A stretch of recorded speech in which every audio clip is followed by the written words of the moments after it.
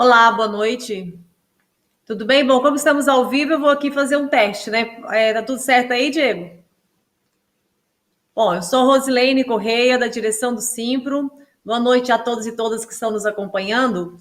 Nós hoje faremos aqui um debate que está, eu diria que na pauta do dia, porque a Câmara do Distrito Federal está tentando aprovar um projeto de lei do Executivo, mas que tem também mais dois projetos de uma deputada, da Júlia Lucy, e também do deputado João Cardoso. E como não poderia ser diferente, a gente tem uma mania, né, infelizmente, de querer copiar muito as coisas e, inclusive, os termos. A gente tenta internacionalizar alguns termos para parecer que é algo muito importante e melhor do que aquilo que a gente tem. Então, nós estamos aí com um projeto que é o homeschooling, mas que, na verdade, é a educação domiciliar. É esse debate que nós faremos aqui hoje. Mas como o Brasil, o mundo e o DF está vivendo um momento muito triste, eu começo aqui me solidarizando em nome de toda a nossa categoria, com todas as famílias que perderam alguém querido. E, infelizmente, da nossa categoria, nós estamos também já com falta de muitos, né? Então, é com muita tristeza que a gente recebe todos os dias a informação de um professor ou uma professora, um orientador, enfim, um colega de trabalho, de profissão, que a Covid o venceu ou a venceu. Então, isso nos entristece mais ainda. E é por isso que estamos nessa batalha, para não termos o retorno das aulas. Sabemos da gravidade que será, assim, mais ainda, né, da realidade que nós já estamos, mas com o retorno às aulas, certamente nós já temos isso comprovado de que a situação se agrava bastante. Então, por isso que nós precisamos, sim, de mais investimento, que o governo assuma a sua responsabilidade, fazendo com que nossos alunos e alunas tenham acesso à escola virtual, que é o que é possível se ter nesse momento. E que também os professores e professoras que precisam desse suporte, porque muitos estão realmente também, assim como alunos, com dificuldade em manter, em sustentar esse ambiente. E aí é nessa situação de pandemia, outro dia eu ouvi o termo que foi a escola invadiu a minha casa, né? E é exatamente nesse cenário que a gente precisa fazer esse debate.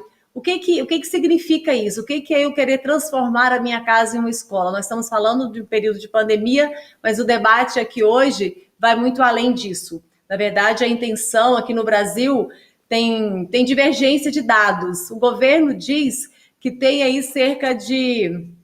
Até anotei aqui hoje, que eu achei assim, o governo diz que tem cerca de 31 mil famílias que já adotaram essa prática. Mas a Associação Nacional de Educação Familiar, a ANED, ela diz que não, que são cerca de 7.500 famílias, o que não é pouca coisa. Né? E de que forma isso acontece? Então, e aí agora, com a posse do governo Bolsonaro, isso toma força, porque nós sabemos todos os ataques que a educação vem sofrendo. E aí, então, nós temos, e um fato curioso, é de que não é o MEC o autor, né? Não é o MEC o ministério que coordena essa, e que elaborou essa medida. Então, na verdade, é exatamente o Ministério da Mulher, da Família e dos Direitos Humanos, que é comandado pela ministra Damares. Então, é curioso que você falar de educação, mas que não é um projeto do Ministério da Educação. E aí, para fazer esse debate conosco aqui hoje, nós vamos receber aqui, já agradecendo que essas pessoas se colocaram com toda a disposição para fazer esse debate, contribuir, eu vou convidar a professora Roberta Guedes, que ela, inclusive, fez questão de dizer: Rosilene, como é que você gostaria de ser apresentada? Olha, eu sou professora, mulher, mãe, militante, e ela é também da Associação Nacional da Educação Católica, né? Então, ela é da ANEC. E aí, então, vamos entrando para a nossa sala. Nós estamos aqui hoje, gente, num modelo um pouco diferente. Nós estamos com algumas ferramentas. Tem a sala do Zoom, que os convidados estarão, e eu com a TV comunitária, mas também da minha casa, porque eu não posso também ficar circulando por aí. Então, nós teremos aí a Roberta Guedes, que é, como eu disse, da Associação Nacional de Educação Católica do Brasil. Vamos receber também a nossa querida professora da nossa Secretaria de Educação, minha amiga Vânia Rego, mestre em Educação. Tudo bem, Vânia? Obrigada. Professor José Geraldo, também nosso velho conhecido, amigo, companheiro, ex-reitor da UNB, e ele é também da Comissão de Justiça e Paz, não é isso, professor Geraldo? Sim, eu ia até ter um encontro com a Roberta sábado, mas acabou não acontecendo, aconteceu hoje. Por isso que eu procurei no YouTube e não encontrei. Gente, eu vasculhei para ver vocês e não consegui, então agora está explicado. E mais uma vez aqui conosco, nosso aluno, que participou também de uma outra live, que foi falando exatamente da volta às aulas, que é o Eduardo.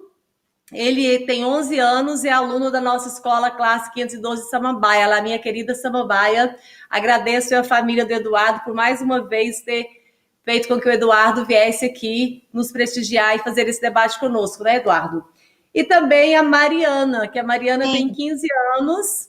Mariana, querida, também a Mariana está aqui, porque é uma adolescente, ninguém melhor do que a Mariana e o Eduardo, inclusive melhor que todos nós aqui, para falar o que é escola. E nós, inclusive, colocamos aí a chamada, que é a melhor escola da minha vida, é a minha escola, né? Porque eu, como ex-estudante, mas também um eterno aprendiz, entendo que a escola realmente é a minha melhor escola. E a professora também, nossa querida professora Marilene, que é aposentada, não há muito tempo, que é da nossa rede também da Secretaria de Educação. Então, a Marilene, professora, mãe, militante, está aí conosco, então, na luta diária e está aqui para fazer essa discussão conosco, esse debate. Bom, certamente quem está nos acompanhando já tem aí um acúmulo dessa discussão, mas nós entendemos que o Simpro precisa aprofundar esse debate, porque muitas vezes a gente ouve falar, mas não dá muita atenção, como se isso não tivesse nenhuma implicância na minha vida, né? Que isso não fosse trazer nenhuma consequência. Mas nós estamos aqui falando da educação brasileira. E aí vale registrar que não é só a educação pública que nós estamos aqui nos referindo, mas é a educação de modo geral. Porque isso é preocupante, porque não é porque nós somos da educação pública que a educação privada não me diz respeito. Nós estamos falando de educação para o nosso país, um modelo de educação para o nosso país, para a nossa meninada. Então, é sim responsabilidade de todos nós. E aí, eu gostaria de começar com a Roberta, né, Roberta? Porque a gente percebe que tem uma origem aí dessa discussão, dessa defesa, muito por pessoas que têm uma relação muito direta com as igrejas, de modo geral. Isso independente da religião, com as igrejas. E que não é uma coisa também difícil de identificar, que são as pessoas que têm uma militância, uma atuação e de um campo das igrejas de uma linha fundamentalista. Então, assim, são as mesmas pessoas que defendem o escola sem partido, também são as pessoas que defendem a educação domiciliar. Então, que coincidência é essa? E como é que você, mãe, e também uma militante, atuante, também uma pessoa que milita na igreja, enfim, como é que leitura você faz disso? Como é que você vê essa educação domiciliar? O que ela pode trazer? Se é que é possível, você, com o seu olhar, como é que você identifica isso, assim? Quais são as consequências disso na vida de uma criança, de um adolescente? Como é que a gente lida com isso? E o que isso pode também, a gente pode considerar isso para nossa, pensando na escola, né? E nós, trabalhadores em educação, você como professora, como é que você vê isso? Bom, boa noite a todas e todos. E aí eu acho que é importante a gente trazer uma fala até aqui do chat, do Rafael Vidal, que ele diz assim, ateus também pregam homeschooling. É verdade, ateus, fundamentalistas, e a gente precisa entender um pouquinho para não associar conceitos equivocados. Então, o homeschooling, o ensino domiciliar, não é o ensino remoto, isso precisa ficar claro, e também não é educação à distância. O homeschooling é a família tira essa criança da escola e contrata um professor, ou ela mesma está se sentindo apta, oferece para essa criança o ensino domiciliar. E depois o Estado tem que validar esse ensino que a criança recebeu. Um dos discursos muito fortes dessas famílias é que eles se colocam como minoria, porque são em pequena quantidade. Então, esse é um primeiro ponto que a gente precisa refletir. Por que tirar dessa escola? Não importa se é uma criança, se são 100 crianças ou 1.000 crianças. Por que eu tenho que retirar da escola? A escola está fragilizada, é isso que é o discurso? Então, seja a escola pública ou a escola privada, é uma escola fragilizada, que tem problemas, o professor tem problemas de formação, ou a escola vai fazer uma doutrinação ideológica. Então, qual é o real motivo? As pessoas precisam deixar claro, né? E aí, eu venho como ANEC e como Fórum Nacional de Educação, como professora também do Centro de Ensino Uniprojeção, dizer que muito nos preocupa, porque a solução não é a retirada de uma criança de uma escola, mas sim a solução é fazer ponte. O que é fazer ponte? É estarmos juntos, construirmos caminhos em conjunto. Então, essa relação família-escola, ela é importantíssima. Eu, como professora, aprendo todos os dias com os meus estudantes, por sinal, eles estão aí no chat. Esses estudantes aprendem comigo, e não é só uma construção acadêmica, é uma construção de cidadania social, de competências de socioemocionais. Essa criança, então, vai frequentar o escoteiro, ou vai frequentar a aula de inglês, então ela não está totalmente apartada. Mas, então, explica, por que ela não pode estar na escola? Qual é o real motivo? Uma mãe que tem o filho na escola não se dedica à criação dessa criança? Da mesma forma que uma mãe que está no homeschooling? Então, eu acho que esse é o primeiro ponto que a gente tem que partir para o diálogo. Não discriminar, seja a criança que não está na escola ou a criança que está, e sim dialogar, estarmos juntos, construirmos pontes. Por sinal, é o que a Igreja Católica, na figura do Papa Francisco, tem falado. Uma igreja que vai ao encontro, que está a serviço. E, justamente, enquanto Igreja Católica, a gente coloca, se existe um pacto global pela educação, onde se pede para que todos, independente das profissões de fé, das posições político-partidárias, estejamos juntos em prol de uma educação global, o que justifica retirar uma criança da escola? Acho que esse é o primeiro ponto que a gente precisa refletir. Quem verdadeiramente quer e quais são as intenções de quem quer a retirada dessa criança? Não creio que seja uma intenção católica ou evangélica, ou acho que a gente não pode dar nomes dessa forma, mas sim são intenções pessoais, e aí as profissões de fé não podem ser usadas como justificativa. Muito bem, Roberta. Acho que é isso. A gente não pode cair na armadilha, né, de rotular.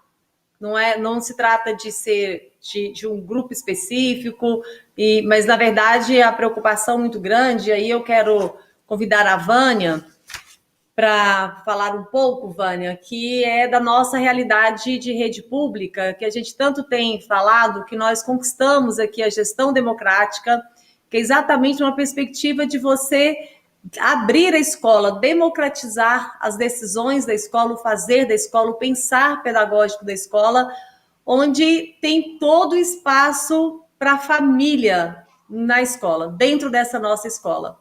Então, quando a Roberta fala, né, por que tirar a criança da escola ou o adolescente da escola? Porque o que nós precisamos é um movimento contrário, é que a família venha para dentro da escola.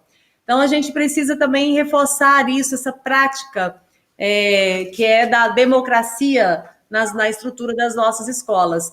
E aí, Vânia, eu não consigo deixar de pensar, porque os debates que eu acompanhei outro dia, que você inclusive participou, a gente não sente a preocupação dessas pessoas que têm poder para isso, com investimento para melhorar a educação, especialmente a educação pública, né, que a gente sabe das condições. Então, você percebe uma crítica da qualidade da educação no Brasil, e aí vale para tudo, porque quando eu decido que eu vou levar para que eu possa oferecer essa educação, é porque eu estou certa de que eu vou oferecer melhor do que a escola. Essa é a lógica. Então, o que é isso? Assim, como é que a pessoa pode achar que eu vou fazer melhor do que a escola? E no caso da pública, você não percebe que há um movimento para mais investimento, para melhorar, sim, porque a gente precisa melhorar e muito as condições, né? Porque a qualidade a gente já consegue dar do nosso trabalho, mas as condições para esse trabalho, para essa realização. E a gestão democrática. E tem uma coisa também, Vânia, eu queria que você comentasse um pouquinho, que é 99% das famílias que a gente consegue identificar que defendem a educação domiciliar é de um modelo padrão de um casal, homem e mulher, e que normalmente a mulher se coloca na condição de deixar de trabalhar fora para cumprir com essa tarefa. Então, tem também aí um modelo, né, que a gente identifica. Será que também isso é uma coincidência?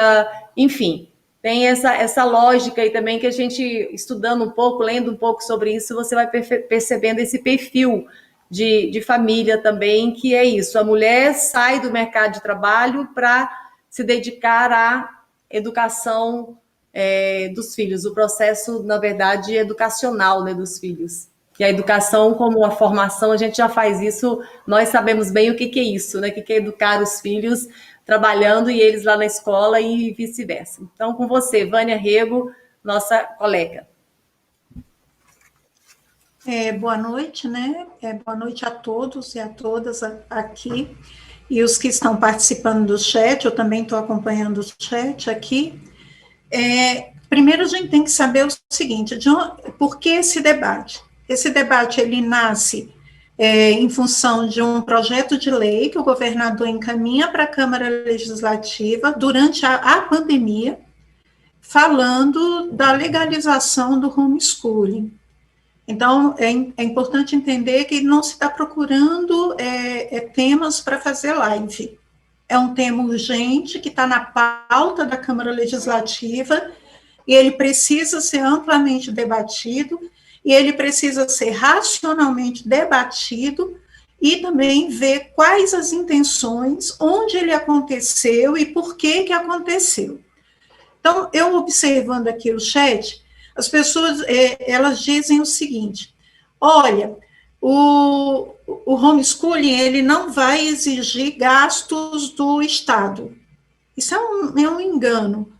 Primeiro, de onde nasce, né? Ele nasce dentro de um conjunto de ações que são orquestradas e que tentam descredenciar o papel da escola dentro da sociedade. E, principalmente, a escola, ele vem pela mão da classe média, o projeto vem pela mão de casais, onde a mulher tem condições de parar de trabalhar e ela vai ficar responsável, mas ele logo, logo vai começar a se espalhar para outras camadas sociais, no sentido de descredenciar a função social da escola, principalmente no tocante à inclusão que ela pode fazer das camadas menos favorecidas.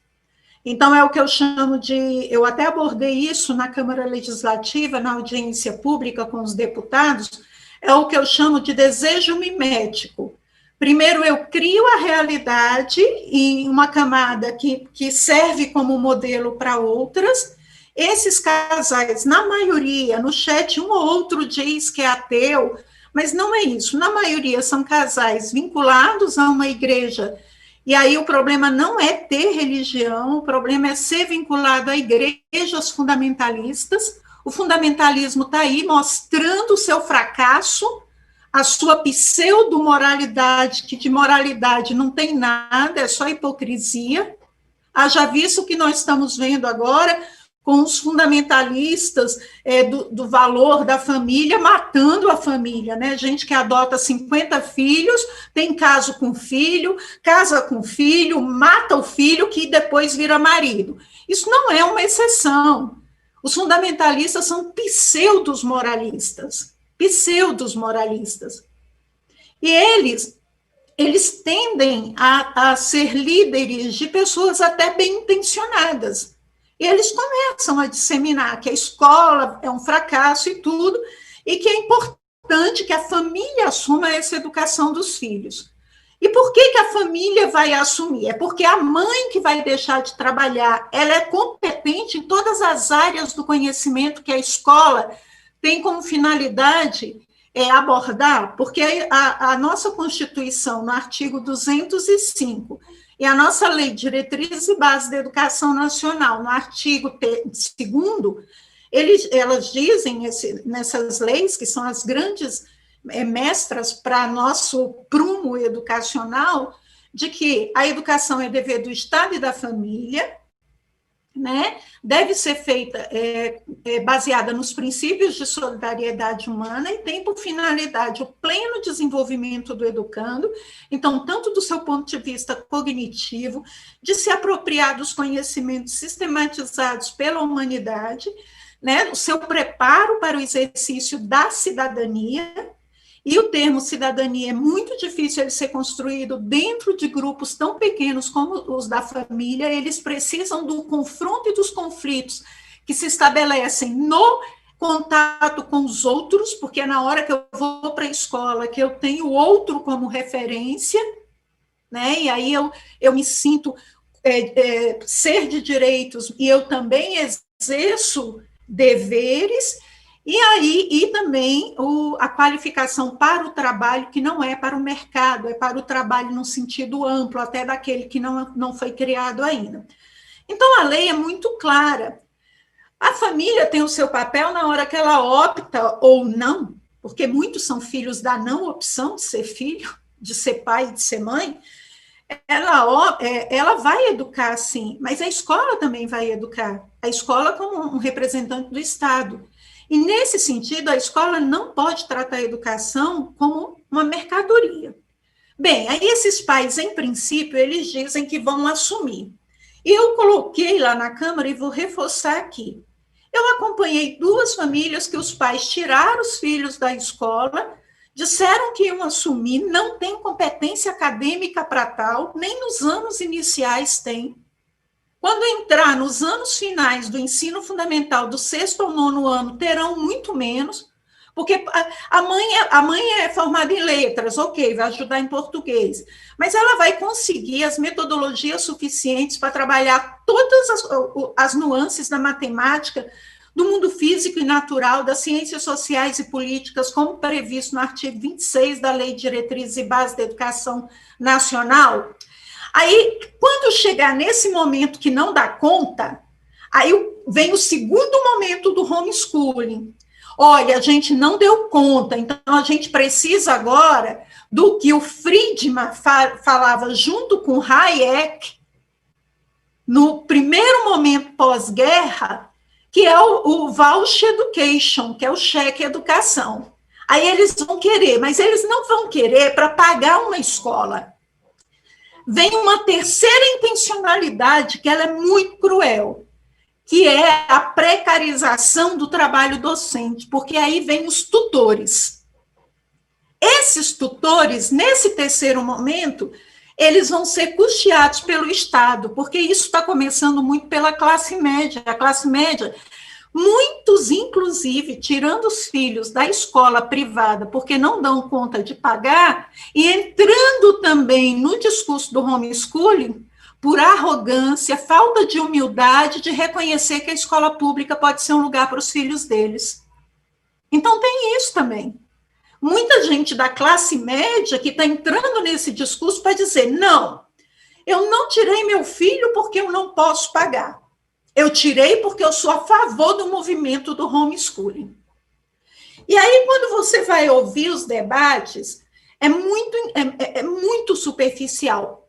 E aí, acho que foi um promotor que trouxe o debate na Câmara, e depois que eu argumentei, ele ficou sem ter o que falar, porque ele disse, na Finlândia deu certo, os resultados estão aí. Eu falei, seja honesto, seja honesto. Os resultados que estão dando certo na Finlândia são os da escola pública. Não pegue os resultados da escola pública e coloque na mochila do homeschooling. Eu sou mãe.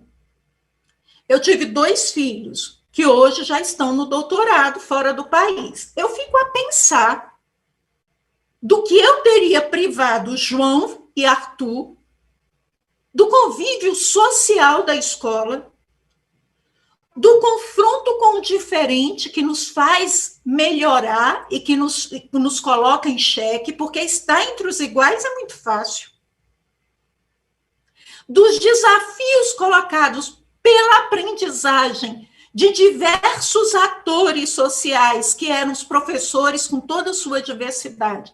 Eu não consigo me imaginar na condição de mãe que quis ser mãe, e fui praticamente uma mãe solo. Eu quis ser mãe, eu teria muita vergonha de, ao longo da vida, ter privado meus filhos da amplitude que a escola deu para eles. A ponto de ele chegar, e de o Arthur chegar para mim com 16 anos para 17 e dizer: olha, mãe, eu me inscrevi no Ciências Sem Fronteiras e eu queria te pedir muito que você não me privasse dessa experiência. E a cada vez que ele voltava de uma experiência nova, longe de mim, mas com a fundamentação dos valores que eu colocava, da moral do grupo que eu participo, que é a minha família, que são os amigos mais próximos, ele voltava me ensinando mais e me valorizando mais. Por que privar os filhos disso?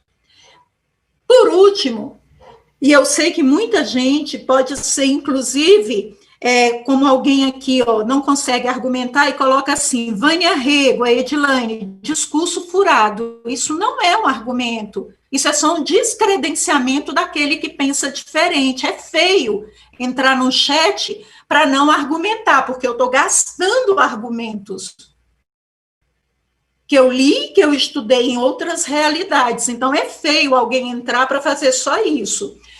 A gente tem que aprender a ter uma elegância virtual no remoto, e muitas vezes, quando a gente não a tem, é porque no presencial a gente nunca teve. Aí as pessoas estão achando que o remoto é terra de toda a deselegância possível, né? É verdade. Então vejam bem. E tem outro detalhe: eu fui diretora de escola eleita da escola que eu estudei quando criança.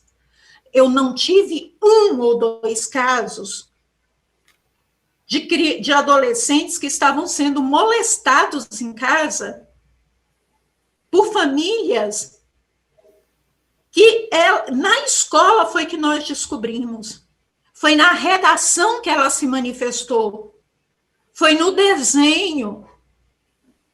Nós tivemos casos de criança que, na seca de agosto, que o Distrito Federal é insuportável, de adolescentes, eles estavam com gola alta e blusa até aqui, e quando eu ia questionar por que nesse calor, nessa seca, você é tão agasalhado, você está sem camiseta do uniforme, ele fica tão nervoso que eu até porque eu tenho essa obrigação, pelo Estatuto da Criança e do Adolescente, de desconfiar e verificar que a criança estava toda machucada, torturada.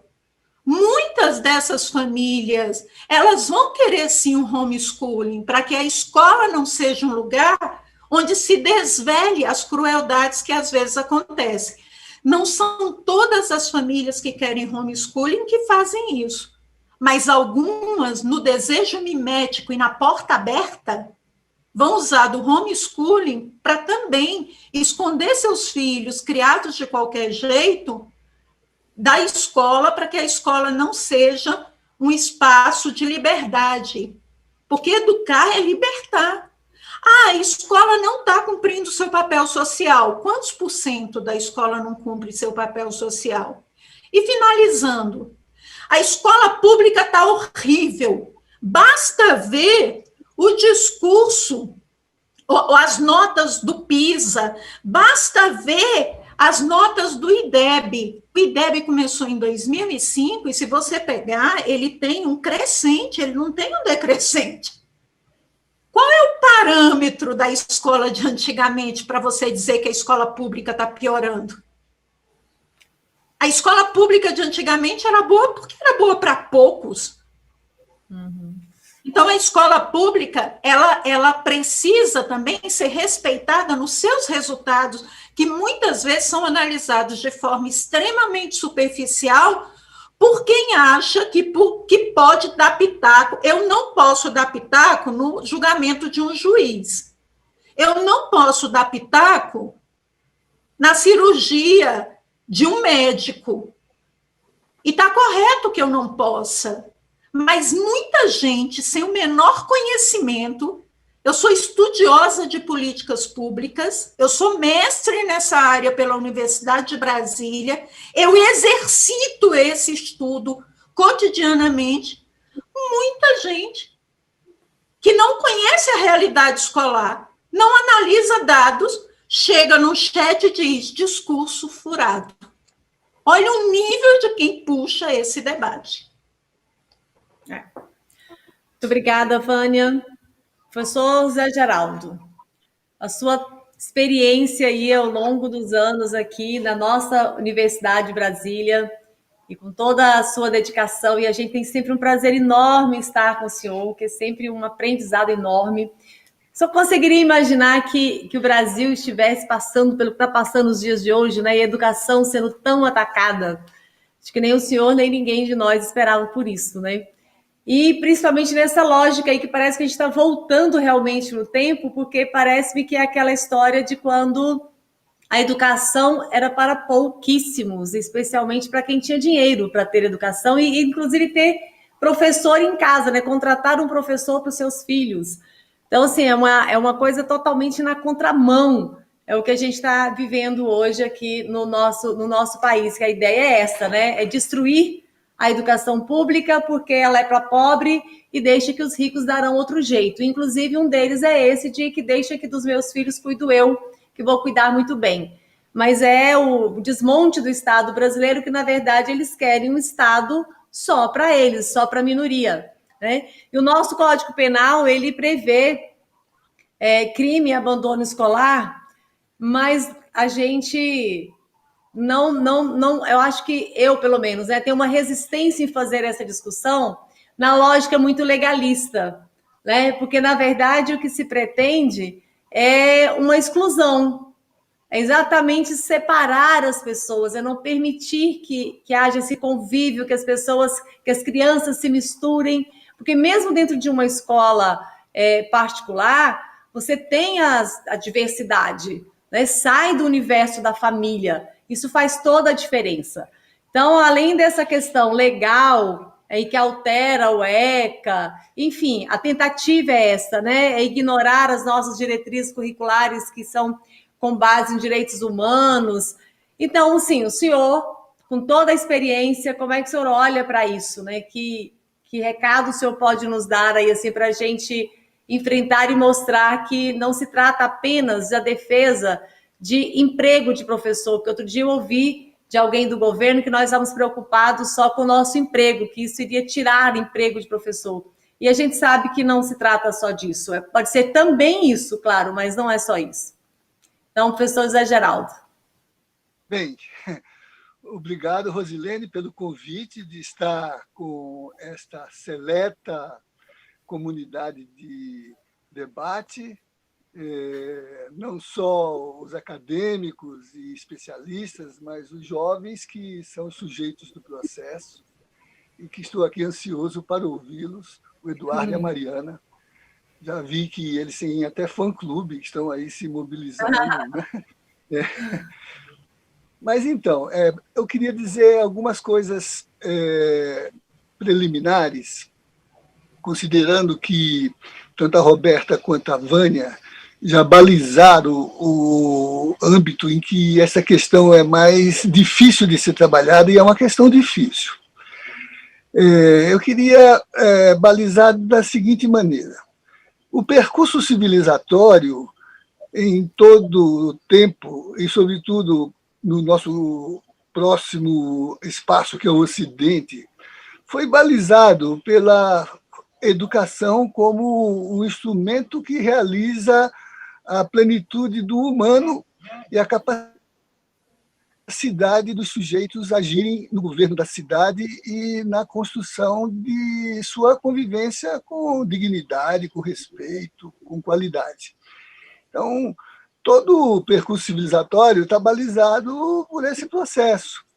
E é por isso que não só os educadores, mas todos os que pensam a questão da formação cultural conhecem o nome dos educadores, conhece o nome do Rousseau, conhece o nome do Platão, conhece o nome do Dewey, conhece o nome do Jaurès, conhece todos aqueles que, de algum modo, trabalharam a senda da educação como uma educação de formação cultural plena e de realização da capacidade dos sujeitos construírem a vida republicana, a vida pública, né?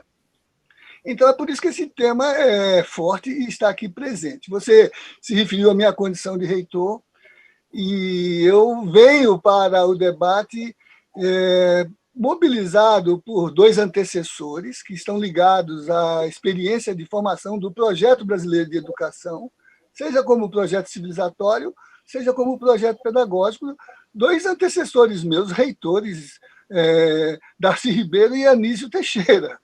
Anísio Teixeira que tem muita relevância para Brasília, não fora ele, por exemplo, que, formulando ideias de universidade em Brasília, no Rio de Janeiro, criou o conceito de escola-parque, criou o conceito de educação integral, traduziu todo o espírito de construção daquilo que se chamou o Manifesto da Escola Nova, onde os grandes educadores brasileiros colocaram o perfil estratégico da educação para o desenvolvimento do país, e pensou a educação pública, a educação como ela foi construída como base para o desenvolvimento das sociedades e da qualidade que representa o sentido mais avançado do que se possa chamar de povo, né? Darcy, que também era um grande antropólogo, advertiu o que você dizia no início, né? Que nós temos que ter cuidado no nosso país com um problema grave que acho que está se apresentando mais uma vez, que é a indagação de por que o Brasil insiste em não dar certo. Por que o Brasil insiste em não dar certo? E no Povo Brasileiro, um livro importante, ele responde que são duas coisas complicadas. Uma é o fato de que nosso percurso é colonial ou decolonial, né? Então, nós somos a experiência de um sistema que desumanizou, que reduziu o humano à sua expressão mais desassistida de dignidade, com a escravidão, com a redução das categorias de identidade das mulheres, dos jovens, dos trabalhadores. A gente já tinha uma Constituição em 1824 de direitos e o trabalho era escravo. E, por isso, dentro desse processo, a educação do povo foi sempre uma recusa para que, não é que o Brasil não desse certo, para que só desse o certo o projeto do que Darcy chama de uma elite retrógrada, perversa, que se constitui um engenho de moer gente. Por isso que a educação no Brasil é retardatária. Universidades, por exemplo, toda a América já tinha universidades no século XVI. São Marcos, Santo Domingos, nos Estados Unidos. E no Brasil ela só aconteceu no século XX. E isso mesmo foi instalada só para dar o título de doutor honoris causa a um rei da Bélgica que nos visitava, e depois fechou. A universidade é recente, porque as elites nunca precisaram da escola e o sistema jurídico proibiu escola. Proibiu escola para o trabalhador, proibiu escola para os libertos, proibiu, mesmo quando entrou no eufemismo de dizer não tem mais escravidão, são libertos, mas não são cidadãos, proibiu a escola. Ou seja, o projeto quer um país que não dê certo, no sentido de que a elite não precisa do país, ela usufrui do país, mas tem aliança com a acumulação internacional. Então, isso é uma primeira coisa que a gente precisa ter em mente. E eu queria dizer assim que, nesses autores todos que mencionei, de todo o panteão civilizatório, mas incluindo o brasileiríssimo Anísio Teixeira, né? Bom baiano, né? Mas formado nos melhores sistemas de ensino do mundo, inclusive nos Estados Unidos, do liberalismo. Não há país que se desenvolva sem educação pública, sem educação laica, sem educação de qualidade, sem educação como um fundamento estratégico para o desenvolvimento do país, com igualdade, com acesso universal, com oportunidades, como responsabilidade do Estado. Por isso que a Constituição diz que a educação é responsabilidade do Estado. E é direito subjetivo, a educação pública de qualidade, certificada, do estudante. Né? E é por isso que o Supremo Tribunal Federal já decidiu que homeschooling não pode ser produzida no Brasil. Já decidiu, não pode ser produzida no Brasil. E é por isso que esse decreto, essa lei que está em curso, ela faz um eufemismo para propor um homeschooling, dizendo que não é homeschooling. Faz um eufemismo para classificar modalidades de homeschooling, branda, híbrida, pura, né, para encaminhar um sistema que é o de se desresponsabilizar do processo de educação e atender à expectativa de um setor do nosso complexo político e social, né, que sempre pôde comprar a educação em qualquer lugar, né, e quer voltar a fazê-lo sob a perspectiva, aí sim, dessa conjuntura que a gente vive, Rosilene, que traz um grande pacote, que tem o homeschooling, que aqui está sendo chamado de ensino domiciliar, né, para disfarçar a sua intenção subalterna. Mas que vem com essa concepção de também escola sem partido, quer dizer, a crítica despolitizada, sem pensamento formulador, sem capacidade de atuação. O Aquiles, o herói grego, lá da Guerra de Troia, educado por um preceptor, quando pergunta a Fênix qual é o sentido disso tudo, educação, por que faz isso tudo comigo? E a resposta do preceptor Fênix é: para que você aprenda a dizer palavras bonitas, mas também para que você tenha consciência de seu agir no mundo para transformá-lo. De seu agir no mundo para transformá-lo. Né? Então, pensemos nisso um pouco, e acho que aqui, Rosilene, você está fazendo um trabalho, o sindicato, como é da história do sindicato, que deveria ser obra do debate parlamentar e do debate governamental. Porque, veja bem, numa pandemia, encaminhar um projeto desse e ainda pedir urgência,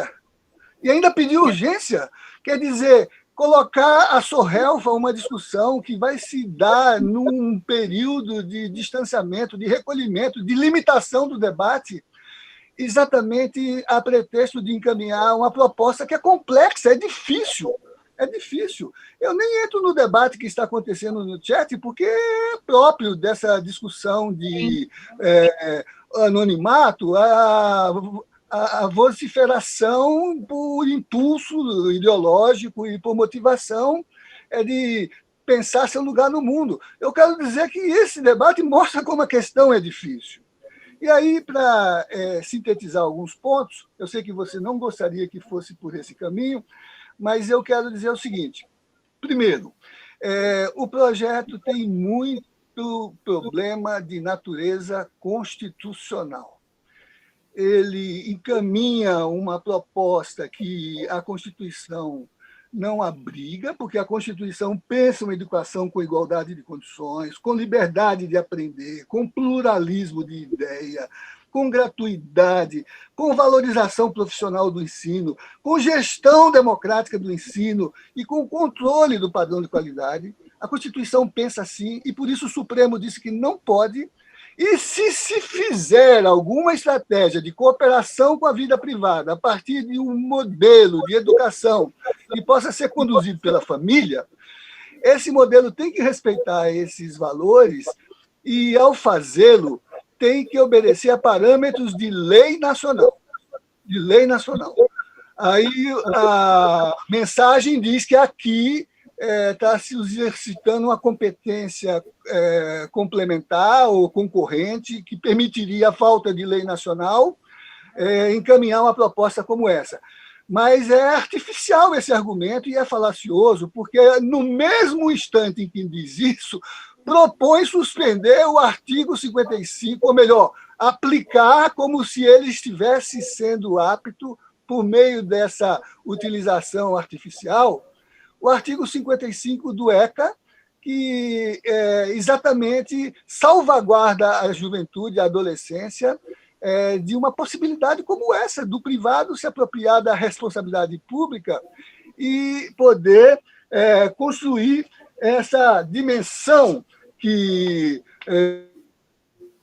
no caso, no ECA, reproduzindo o que está na condição, falando de igualdade de acesso, de direito a ser respeitado pelos educadores, de conteúdos e critérios avaliativos que têm que submeter-se a um sistema de especialização do setor, de uma estratégia de organização e participação das entidades estudantis, do acesso à escola pública e gratuita, o artifício é suspender o artigo do ECA, que dá como autorizada pelos pais a obrigação de matricular os filhos, porque o homeschooling supriria essa responsabilidade. Não supre. Isso é não é a mesma coisa, né? Não é a mesma coisa, né? Além do que, também vi você dizer, e vi aqui todo mundo dizer, né? É um tremendo esvaziamento da função institucional do educador, do professor, do profissional. Eu não quero entrar no debate de emprego nem de trabalho, Sim. mas eu quero entrar no debate de que, na verdade, está se promovendo uma espécie de asta de mercado escravo, de mercado uberizado, de tal modo que essa lei que está sendo proposta aqui prevê a criação de uma figura esdrúxula, que a gente entende muito bem o que é isso, porque lá atrás, na educação, se tentou as cooperativas de trabalho desregulamentado, né, para substituir os trabalhos sindicalizados, né, dos professores, inclusive. E aqui se propõe que hajam associações que são associações de apoio à educação domiciliar, que vão ser os gatos desse sistema. Na Constituição Civil, aqui em Brasília, a gente chamava de gato. No campo, a gente chama de gato.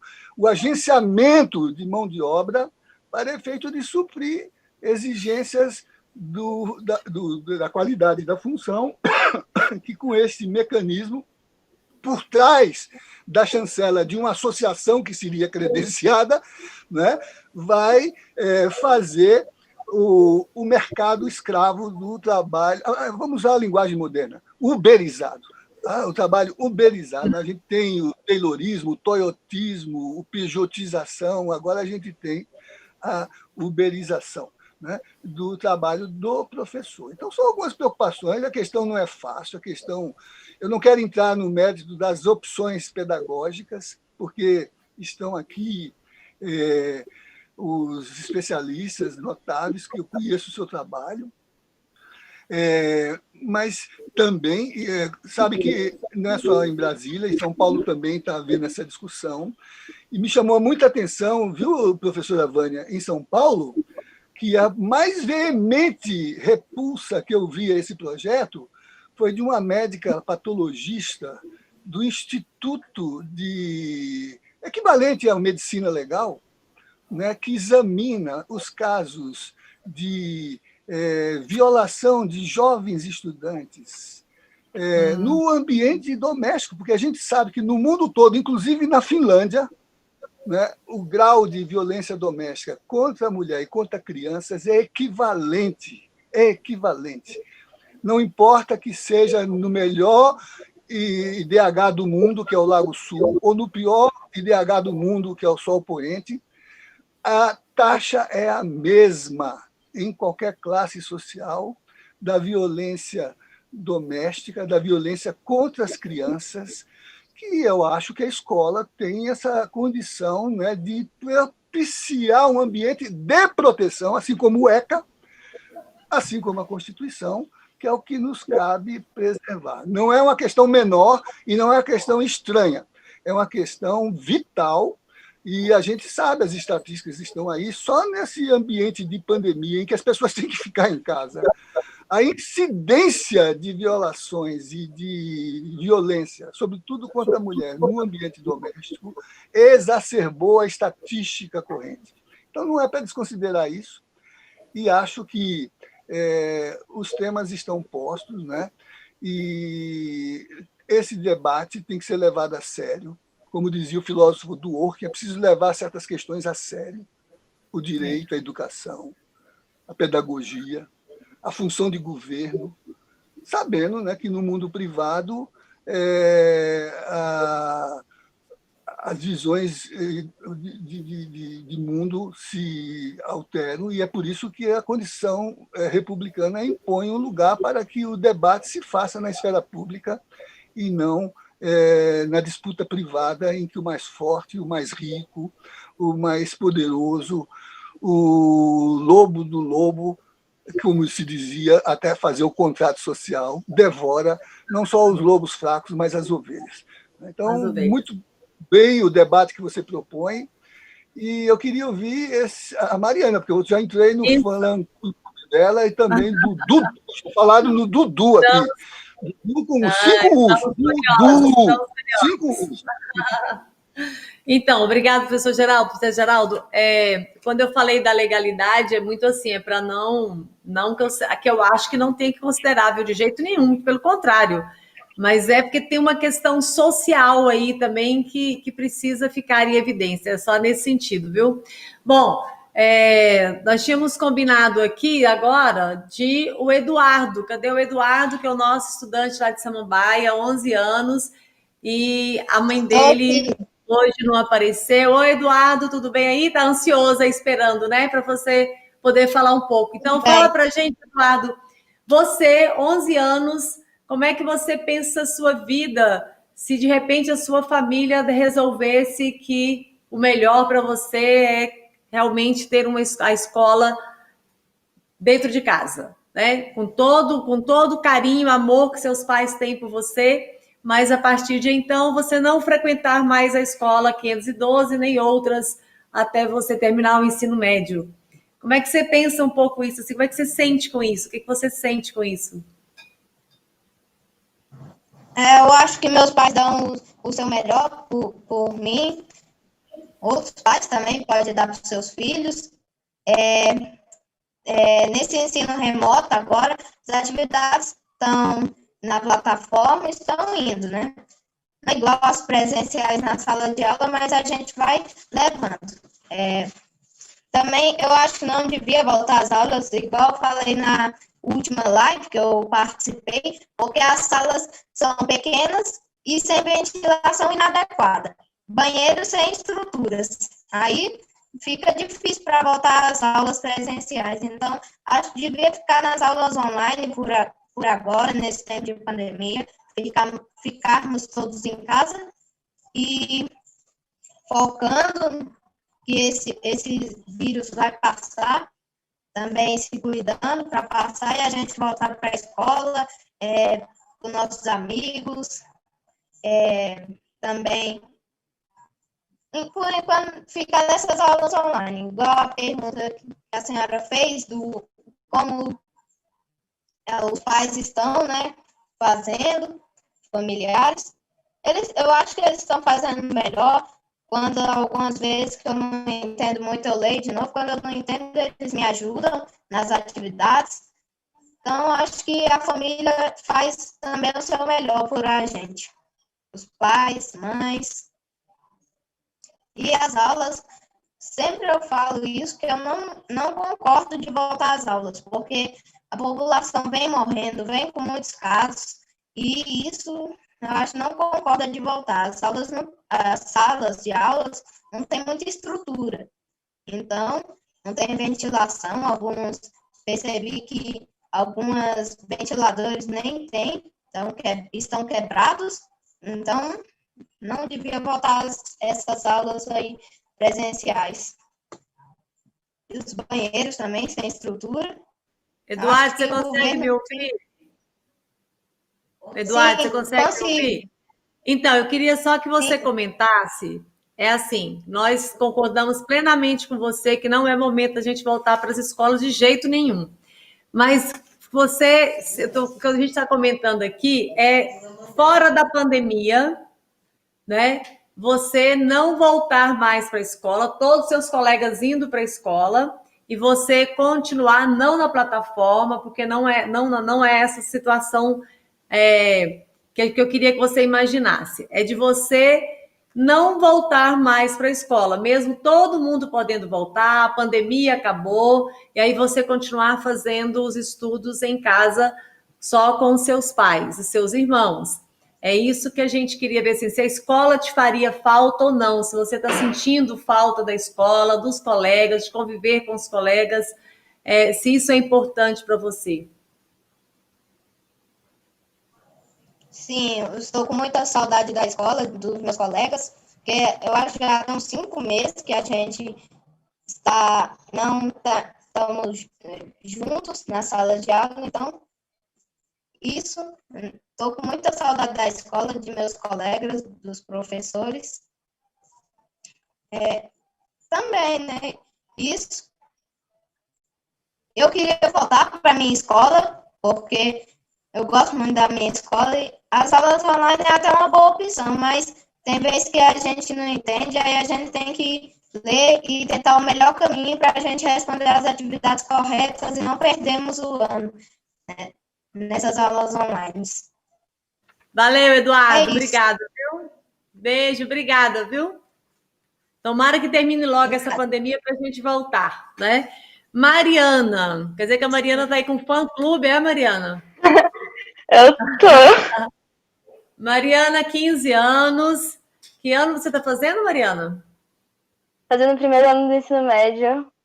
Primeiro ano. Então, Mariana, olha só. Porque eu fico pensando assim, quando eu tento buscar uma parte da história da minha vida e da minha vida mais jovenzinha, sempre eu acabo falando de algo que ou aconteceu na escola ou com colegas da escola que estavam vivenciando alguma coisa comigo, né? Então, assim, as marcas boas da minha vida, principalmente, e alguns choros também, alguns joelhos esfolados, né? Alguma briga na escola, que de vez em quando acontecia, mas, assim, faz parte da minha história, das minhas lembranças, né? É o período em que eu vivi, as horas que eu passei, que foram muitas horas nas escolas por onde eu passei. Então, como é que você, Mariana, também se sente assim, olhando para isso, né? Você com 15 anos e a escola sendo parte do seu mundo, da sua vida.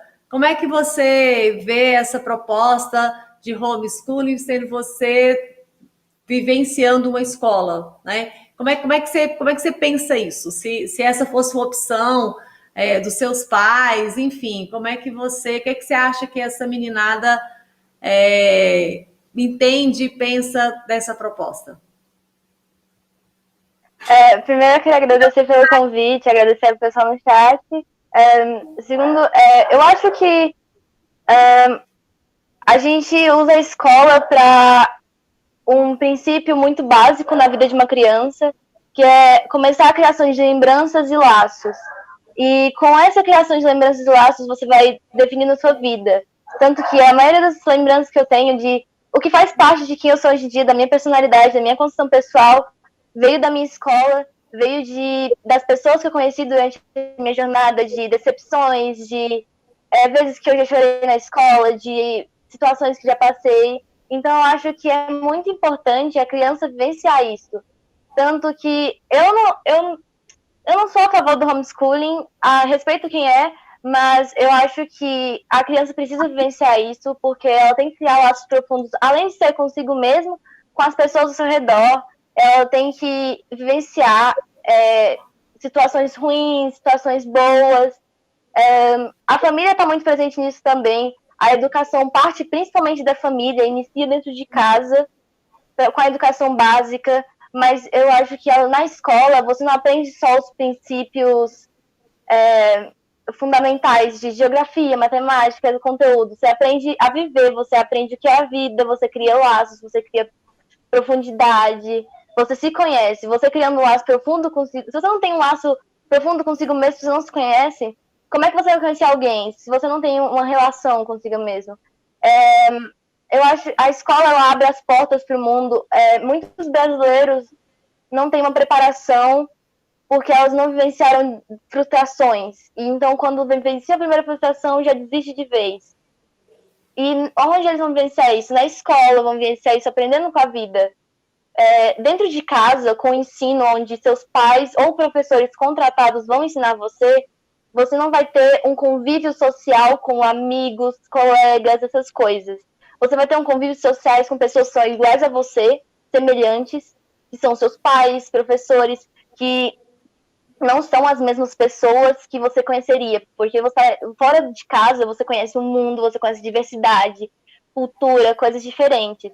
Conhece diferentes religiões, conhece todo tipo de pessoa, todo tipo de gênero, raça, essas coisas. E é muito importante para a criança saber isso.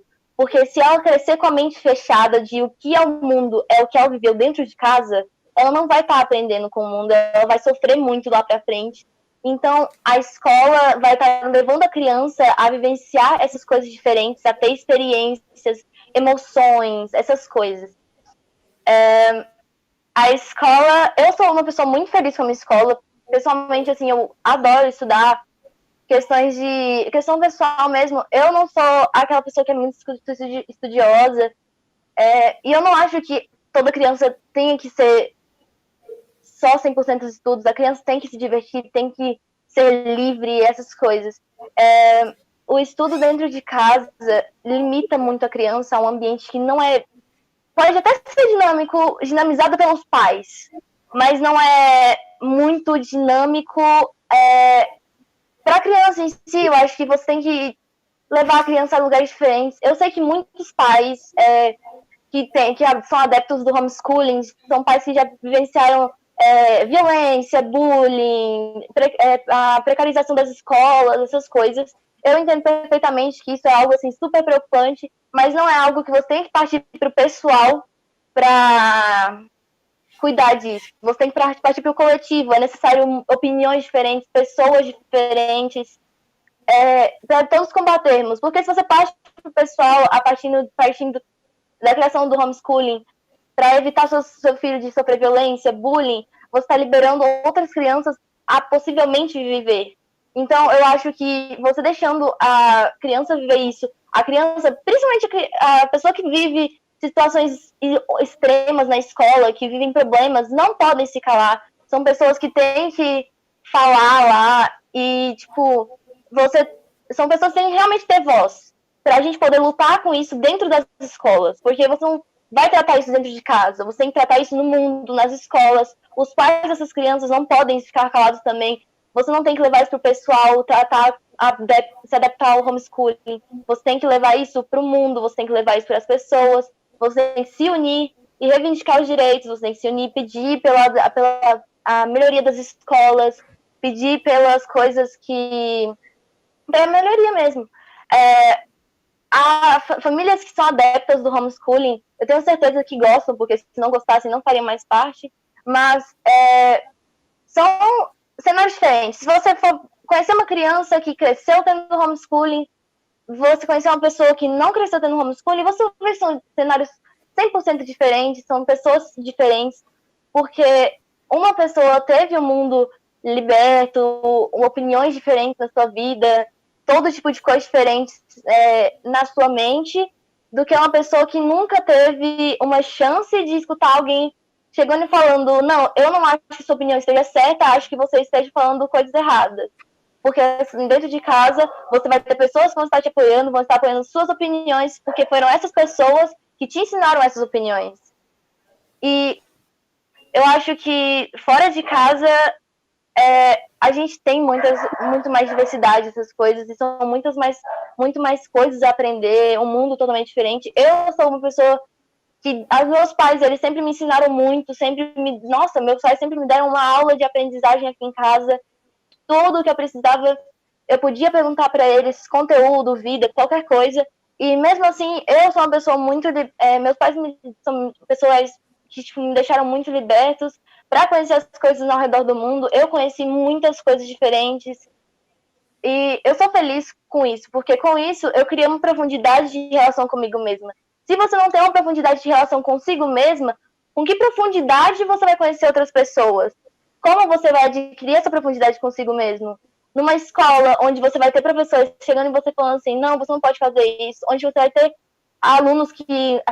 amigos na escola que não gostam de você, ou então amigos que vão ser seus amigos para sempre.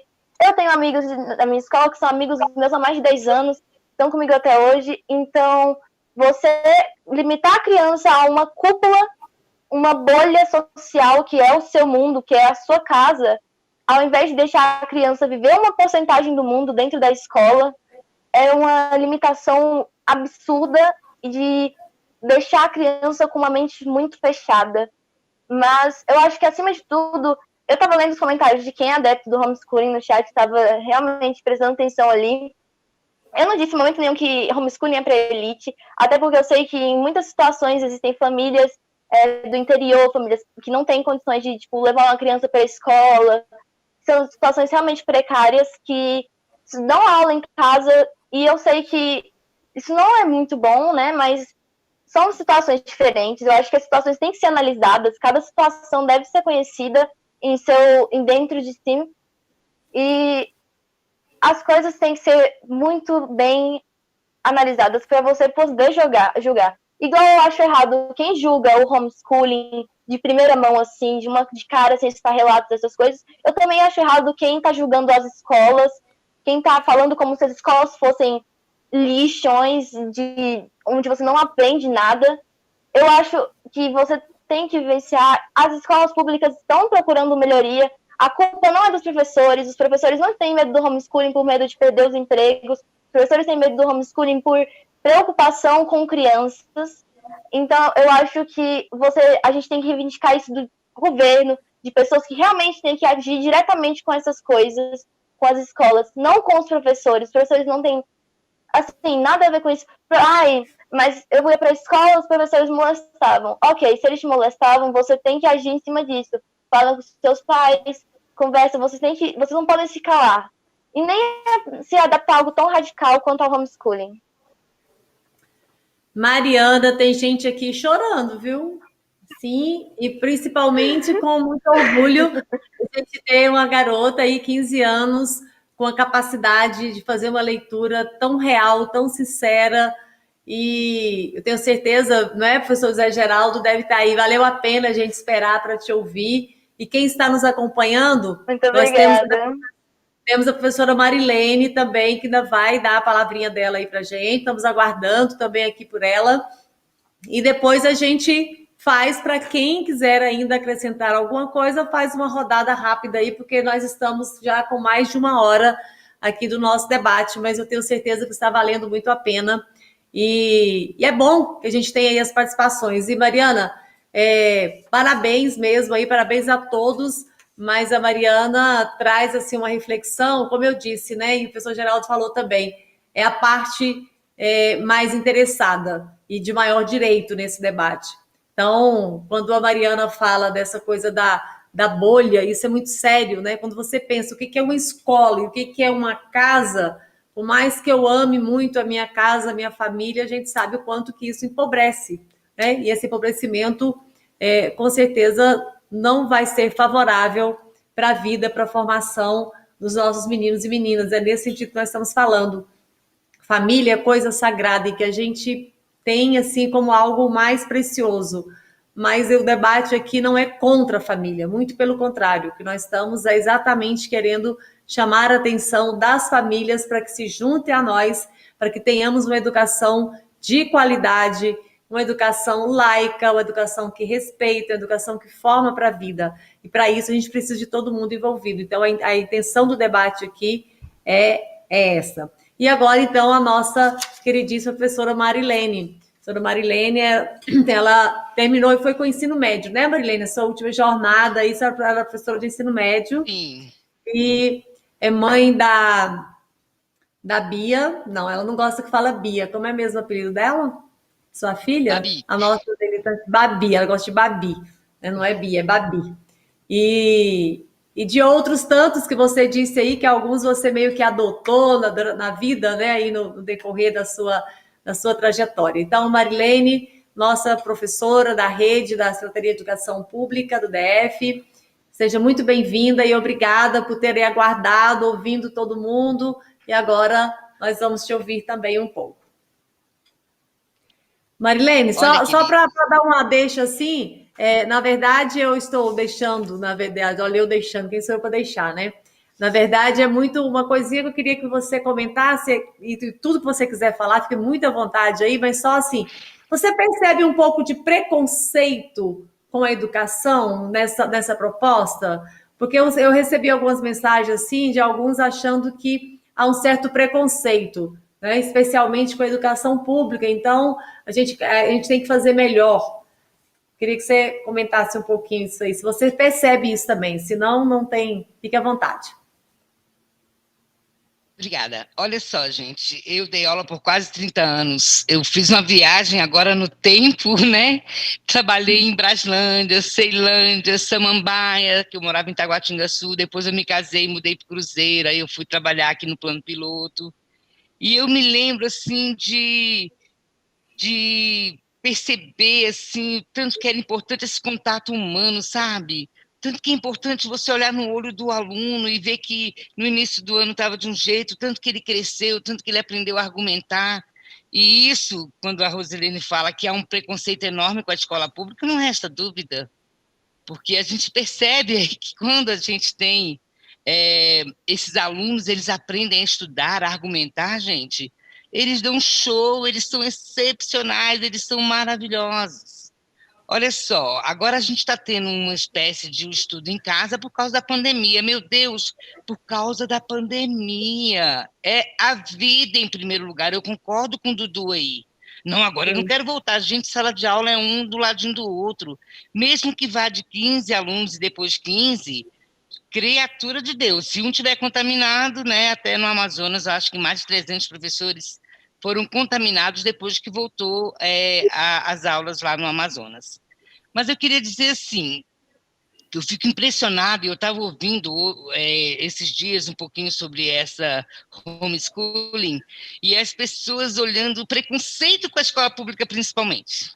E eles falando, olha, porque as pessoas passam muitas ideologias, é porque vira todo mundo marxista, é que Paulo Freire, meu Deus, Paulo Freire é tão libertário, gente, patrono da nossa educação, sempre falou em liberdade.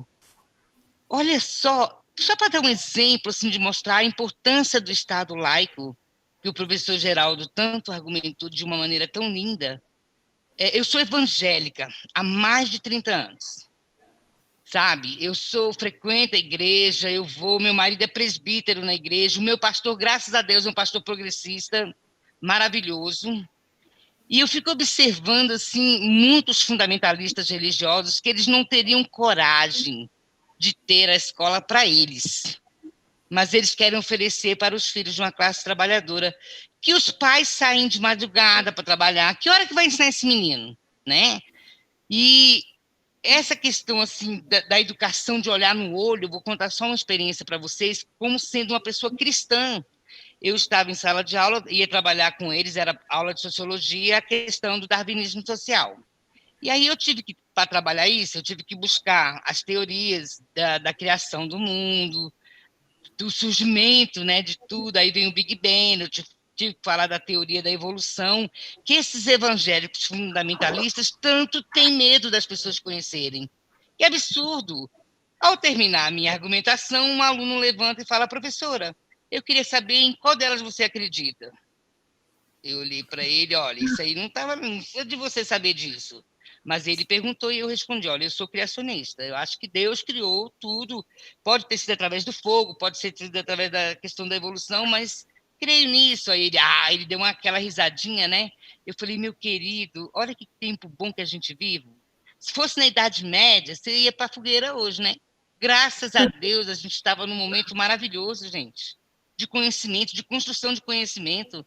Aí eu olhei para ele, olha, hoje você pode acreditar na evolução, na do Big Bang, você pode na criacionista, e pode até não acreditar em nada disso e não ir para a fogueira. Então, quando eu vejo essas teorias falando da homeschooling, que não é esse paraíso nos Estados Unidos em lugar nenhum, eles utilizam lá os dados do PISA para falar que o Brasil está lá muito abaixo. Meu Deus, o Brasil tem 512 anos. Quando foi que foi investido em educação?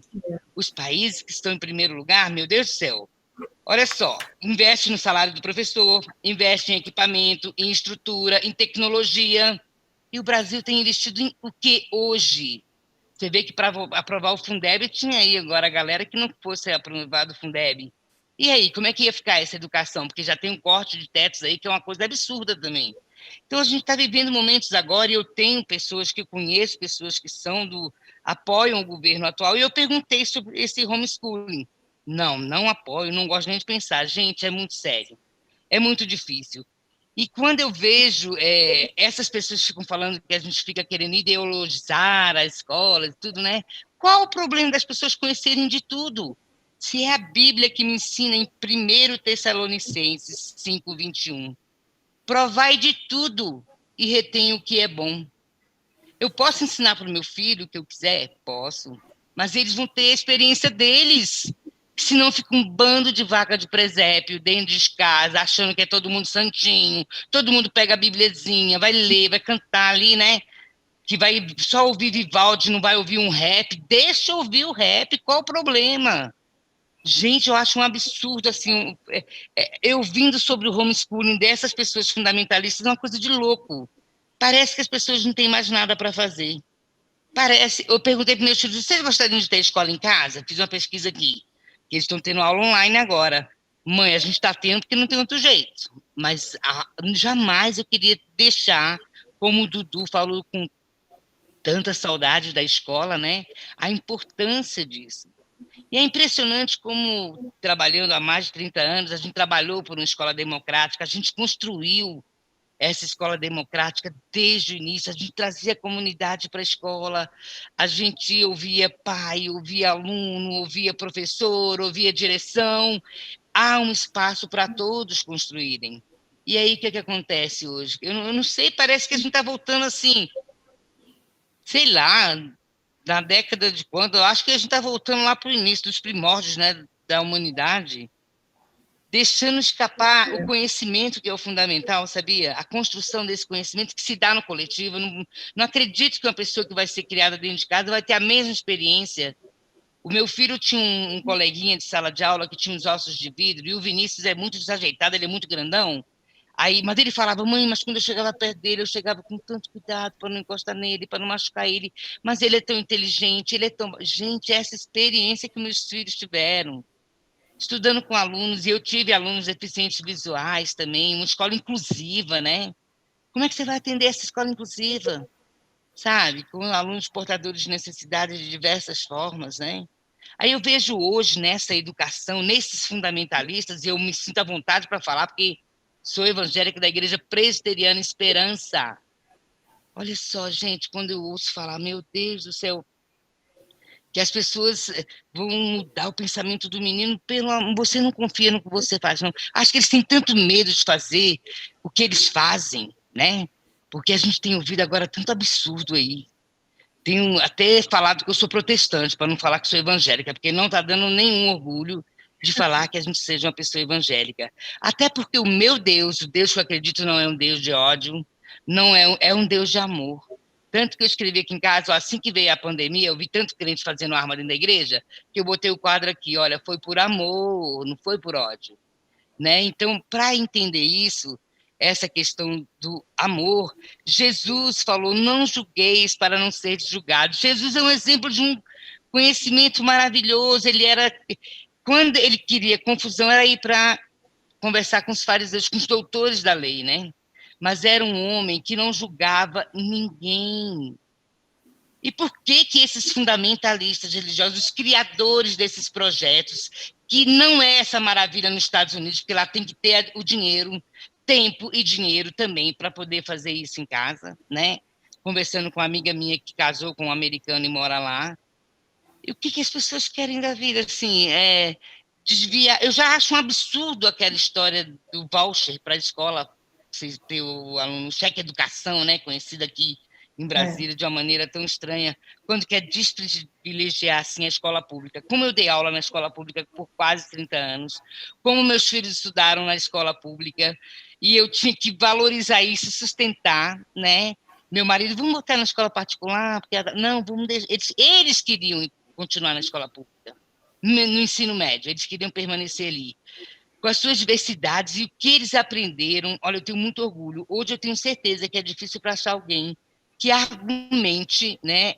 Quando a minha filha está fazendo direito no CEUB, parece que o Moro ia dar aula lá, mas eu queria que minha filha fosse da aluna dele para ver o tanto que ele ia saber, tanto como ela sabe argumentar e o tanto que ela ia encurralar ele ali, porque ele mal sabe falar, né?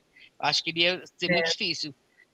Mas, no mais, gente, é dizer que eu respeito a educação familiar, com todo respeito, a gente que é família, a gente tem muitos valores a ensinar, a gente tem conceitos, e quando o meu filho chega, mãe, sobre isso aqui, eu posso dar uma opinião a mais, é um ponto de vista a mais, e quanto mais janelas abrirem na cabeça dos meus filhos, eu acho que melhor eles serão. Eu não tenho que ficar olhando, isso não é bom. Gente, a Bíblia é clara, provai de tudo e retém o que é bom. Qual o problema de conhecer tudo, entendeu? Então, esses fundamentalistas religiosos, eles precisam voltar para a escola.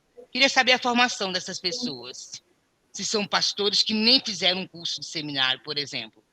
Né? Flor Delis é uma pessoa aí que, meu Deus, que vergonha. A Vânia comentou disso no início. Pastor que batiza presidente.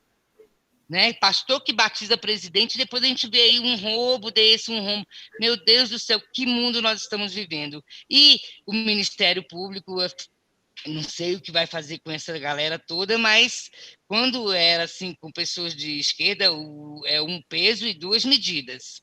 Isso eu não tolero. Hipocrisia eu não tolero. Pela escola pública, pelos meus filhos que estudaram nela, que se Deus quiser, os filhos deles vão estudar nela, porque quem faz uma proposta dessa não ouviu comunidade, não ouviu professores, e eu fico impressionada de um governador que se diz advogado levar uma proposta indecente dessa à frente ou ouvir esse povo doido. É por aí.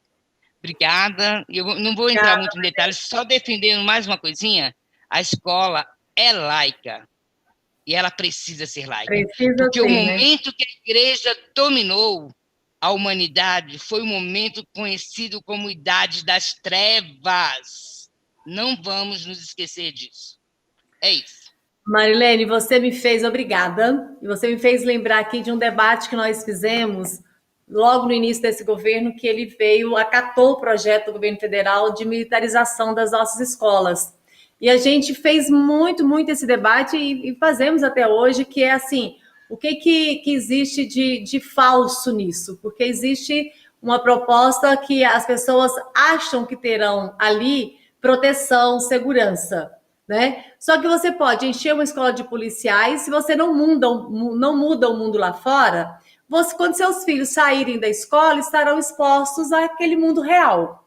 Então, é algo parecido, assim, porque aqui, gente, acho que primeiro precisa dizer que a gente precisa conversar muito sobre isso, porque não é um assunto fácil. Mas é preciso ficar claro, não há disputa entre escola e família. Nós não estamos aqui nos colocando contrários à posição de direito das famílias, muito pelo contrário. Eu também sou mãe, também tenho 2 filhos, vou ter meu primeiro neto agora. Então, a gente fala como família também. Agora, a gente precisa entender que não há essa disputa. O que nós estamos aqui fazendo a discussão é de que mundo nós estamos falando.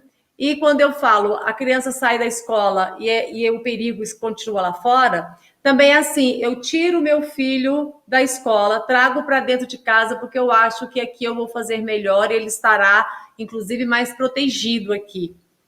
Mas e ele não vai sair nunca, ele não vai para esse mundo real, né? A Mariana colocou muito bem a riqueza que é um ambiente escolar, a possibilidade de conviver com tudo, com as diferenças, de enfrentar desafios, de ter que reagir, de aprender, de se defender, enfim, é uma dinâmica que a gente não, por mais que os pais sejam empenhados, e a gente sabe que a intenção é boa, não consegue substituir isso. Essa formação será incompleta, né? De que nós precisamos formar homens e mulheres fortes para enfrentar o mundo lá fora e, inclusive, para melhorar esse mundo.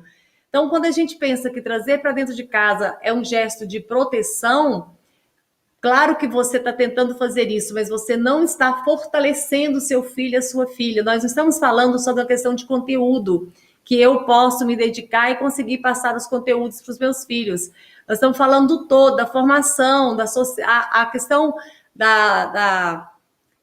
do convívio social. Aí alguns falam para a gente nos debates, mas meu filho vai continuar fazendo curso de inglês, vai continuar fazendo não sei o quê. Gente, a realidade de um curso de inglês e de uma escola é outra completamente diferente, né? Então, assim, as oportunidades, o convívio, a riqueza que é o fazer teatro, o fazer dança, o nadar, correr, brincar, conhecer, tudo isso faz parte. E a escola oferece isso, além do seu papel principal, que é o do ensinar também lá o que está previsto no nosso currículo, os nossos conteúdos. Mas então eu queria só registrar que nós não estamos aqui falando, fazendo uma disputa. O que nós queremos é chamar a reflexão de que mundo nós estamos falando, do papel da escola na vida de uma pessoa. É essa a discussão que nós vamos fazer. Nós não temos que disputar. O que nós precisamos é de que a sociedade assuma para si a responsabilidade com a educação do nosso país. E aí, especialmente a educação pública, que precisa ser para todos e todas, e uma educação de qualidade. Porque a escola particular, para quem tem as condições, ele pode escolher, tem escola para todo gosto. Aqui nós falamos muito da questão religiosa, você pode escolher, tem escolas da linha religiosa de todas as religiões. Você tem as escolas particulares que são laicas, então você tem de tudo, você pode escolher onde colocar o seu filho ou sua filha. Mas vamos refletir melhor, vamos dar a oportunidade e o direito, garantir o direito dessas crianças e adolescentes de frequentarem a escola. Esse é um direito legal, mas acima de tudo, é um direito humano, né? E aí agora eu quero perguntar aqui para os nossos convidados, quem é que gostaria de dar tchau, fazer rapidinho as suas últimas considerações para a gente se despedir, porque já são 21h42 e amanhã todo mundo trabalha, ainda aqui de casa, e está ficando um pouco tarde. Tem o Dudu aqui, que é uma criança, principalmente para ele, estou preocupada com ele. Inclusive, se ele quiser ser o primeiro, viu, Dudu, para você... Olha a intimidade aqui, chamando Eduardo de Dudu, né? Para você dar tchau para todo mundo, porque está um pouco tarde já, você precisa dormir, que amanhã você tem aula, né? Gente, então é isso. Muito obrigada em nome não só da diretoria do Simpro, mas de toda a categoria, de todos aqueles que têm compromisso com a educação. Então, muitíssimo obrigada a vocês, e eu vou passar agora para quem deseja fazer aí a sua despedida, dar o seu último comentário e suas considerações finais e seu tchau. Vânia, você quer ser a primeira ou Eduardo? Posso ser a primeira. Primeiro, assim, a questão não é contra as famílias, que muitos são inocentes úteis dentro de um debate que é muito maior, e as intenções, elas estão muito mais camufladas do que eles conseguem enxergar, tá? Então, quando eles colocam, por exemplo, eu não consegui parar de rir, a menina falou, Paulo Freire nem mora no Brasil.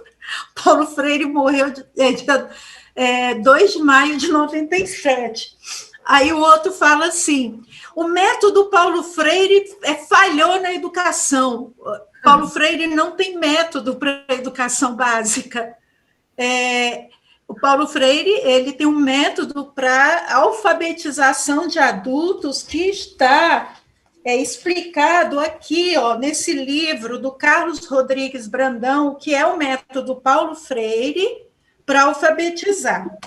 Eu sugiro, para quem não conhece o patrono da educação brasileira e talvez se conhecesse, entenderia de forma mais aprofundada o debate do homeschooling, também a biobibliografia de Freire, que é o diálogo dele com grandes pensadores do mundo e as citações das universidades e teses de doutorado no mundo inteiro acerca dele.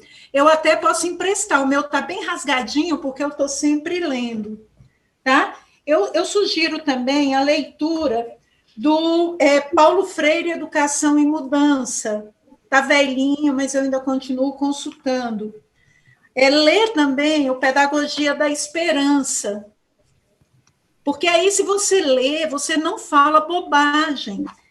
Ler A Sombra desta Mangueira. Eu sugiro também, eu tenho para emprestar. Esse aqui ajudaria a não falar, a não defender tudo aquilo que é retrógrado, que é o medo e a ousadia. Esse foi o último que ele escreveu, ele nem viu publicado. Aqui ele, inclusive, homenageia a Madalena Torres, que está no chat, que é a presidente do Centro de Educação Paulo Freire de Ceilândia, quando ele traz os saberes necessários à prática docente. Ele faz uma homenagem a Madá aqui, porque ele estava escrevendo esse livro quando ele passou uma semana conosco na Ceilândia, em 96. Ele morreu no ano seguinte, viu? Ele não mora no Brasil porque ele está em outra dimensão, para quem acredita. Então, ele mora em vários lugares, por isso. E também sugiro política e educação, tá?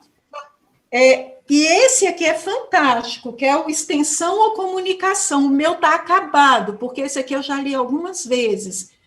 Então, assim, não falem de Paulo Freire, não ofendam Paulo Freire, é feio. Meu filho faz doutorado em microeconomia no estado de Nova York, na Universidade de Cornell. Um dia ele me ligou e falou assim: mãe, hoje a aula foi sobre alguém que eu conheci quando eu era criança, foi sobre Paulo Freire, no doutorado de microeconomia, num país liberal. É feio, é muito feio, e mostra porque muita gente não entendeu a intencionalidade do homeschooling, tá? Boa noite, gratidão. E algumas falas, elas não são pertinentes, quando o debate, por exemplo, alguém ofender Paulo Freire, tem que apagar mesmo do chat. Não é dado esse direito, porque alguém que ofende realmente nunca leu a orelha de um livro dele. Obrigada, Vânia. Quem é o próximo? Eduardo? Acho que eu tô criança e depois eu gostaria. Tá ótimo. Eu. Eduardo, você. Quero me despedir. Obrigado pela participação. E tchau a todos. Se cuidem. Tchau. Para você e sua família, um beijo para todo mundo, tá? Tomara que você possa voltar logo. Um beijo. Silene, depois da Roberta, eu gostaria de deixar uma palavrinha. Tá, a Roberta pediu para falar primeiro. Roberta, eu gostaria de deixar aqui registrado que, independente das nossas profissões de fé, independente das nossas correntes ideológicas, que a gente pensasse numa única coisa, num discurso que fosse mais fraterno, que fosse mais justo, solidário, e que a gente pensasse numa educação que não é só de famílias ou só de escolas, mas é uma educação de sociedade. Se a gente partisse do princípio do diálogo, da convivência fraterna, a gente não precisaria, talvez, estar discutindo isso, da questão da educação domiciliar, porque nós entenderíamos que pais, mãe, nenhum pai ou nenhuma mãe, pelo menos a gente quer crer, que é o mal do seu filho. Pelo contrário, né? Como mãe, a única coisa que a gente quer é que os nossos filhos sejam felizes. Mas não é trazendo eles para debaixo das nossas asas, que nós vamos garantir essa felicidade. Não dá para ser mãe e pai águia, a gente precisa ser mãe e pai que ensinam os filhos a voar. E o outro ponto que eu queria deixar aqui é que eu acredito muito, muito, quando se fala do Pacto Global pela Educação, de todos unidos por uma educação. E aí eu vi várias vezes as famílias homeschooling falando, venham nos conhecer, eu me coloco à disposição, como ANEC, como Fórum Nacional de Educação, a participar de diversos debates e discussões. E aí debater é conversar, não é agredir, até porque ideias diferentes devem ser colocadas. Eu me coloco à disposição, inclusive, quero deixar registrado, já que está no YouTube, que eu mesma escrevi um e-mail pedindo para conhecer as propostas pedagógicas e os argumentos técnico-pedagógicos, e eu não tive resposta para as famílias homeschooling. E eu estou aqui aberta para isso, como ANEC, como Fórum Nacional de Educação. Agora, deixo registrado, quando pensarmos como pontes, que é o que o Papa Francisco tem falado, talvez não estejamos construindo tantas e tantos muros. Os muros só separam e segregam, as pontes ligam. Então, não é um ou outro, somos juntos. Por que não pensarmos em conjunto? A escola pública é privada. O pai, a mãe, a sociedade e a escola. Por que tem que ser separado? Eu, honestamente, como ser humano, não entendo essa separação e essa segregação. Eu não entendo por que as falas precisam ser sempre agressivas, por que as falas têm que ser sempre ofensivas. A discriminação e o ódio só geram discriminação e o ódio. Uma educação solidária e humanista, ela perpassa por todas as profissões de fé, porque independente das profissões de fé ou não, eu ainda acredito no diálogo, na solidariedade e numa construção conjunta. Eu acho que é isso. Eu agradeço ao sindicato e parabenizo a todas as pessoas que querem escutar, falar, mas principalmente construir em conjunto. Obrigada. Obrigada, Roberta. Nós agradecemos imensamente a sua participação, sua colaboração aí. Com certeza todo mundo vai ficar refletindo muito aqui com as suas palavras. E aí o que eu disse no início, né? A escola é e deve ser de todos e todas, e tem espaço para a família na escola. É isso que a gente quer, mãos dadas. Próximo para dar o seu oi, professor José Geraldo, Marilene. Então, posso falar agora ou aguardo mais? Pode sim. Não, pode falar. Pode falar. Olha, eu fiquei muito satisfeito de participar desta sessão. Não só pelas falas, pelos discursos, pelos comentários, pelas judiciosas palavras, elas foram muito importantes, muito esclarecedoras. É pelo simbólico, o não dito nesse encontro, que é muito revelador de algo que percorreu o nosso modo de tratar o assunto. Um assunto que não é fácil, é um assunto difícil, e, portanto, ele convoca, ele interpela, e, às vezes, nisso, as nossas posições se sobrepõem e a gente, às vezes, agudiza. E, infelizmente, nisso alguns se excedem e vão além do que é razoável e do que é civilizado. Mas, por exemplo, eu fiquei pensando, a gente discutir isso que Roberta fala, do construir juntos, do fazer pontes, né? Enquanto um muro separa, uma ponte une, não é isso? Isso também é uma música do Paulo César Pinheiro, muito bonita, e do Papa, né? Eu fiquei observando o Dudu e a Mariana e fiquei me colocando aqui, né, que centelhas de inteligência e sensibilidade essas duas crianças representam, revelam, e que escola e que pais eles têm. Que escola e que pais eles têm. porque eles são a expressão de uma educação familiar para a autonomia, de reconhecimento do potencial de seus filhos, de aposta na sua capacidade de se tornarem bons e boas cidadãos e cidadãs, né? Mas eles têm muito amor pela escola.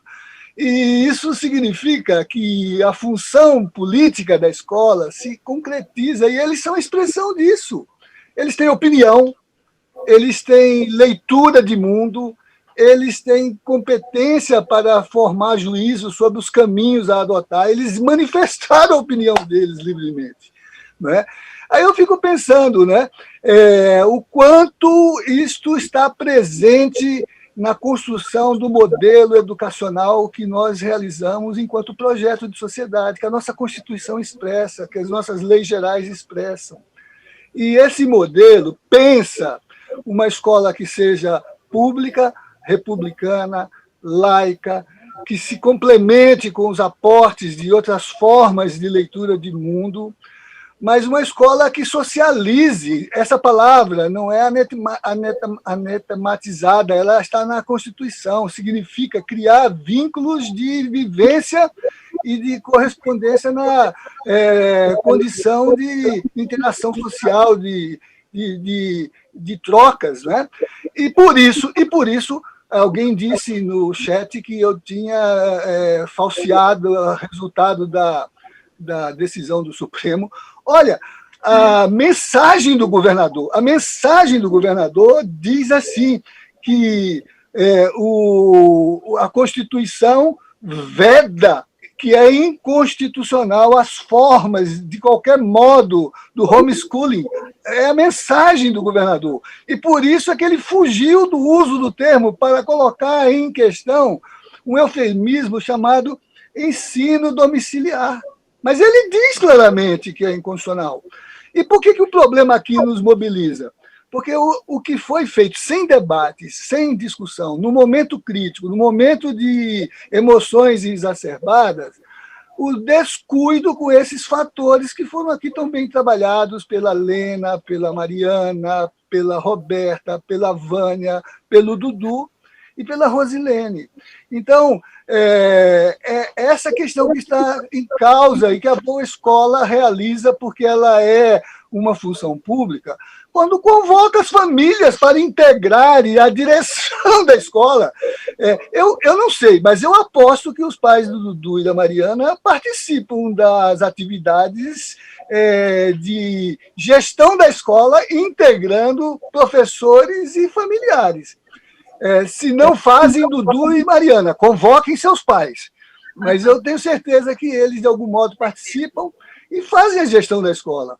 Um comentário que alguém fez aqui, olha, era de que eu prefiro uma escola, um homeschooling, porque eu não quero nenhuma escola que feche o debate. Mas vai fechar na família?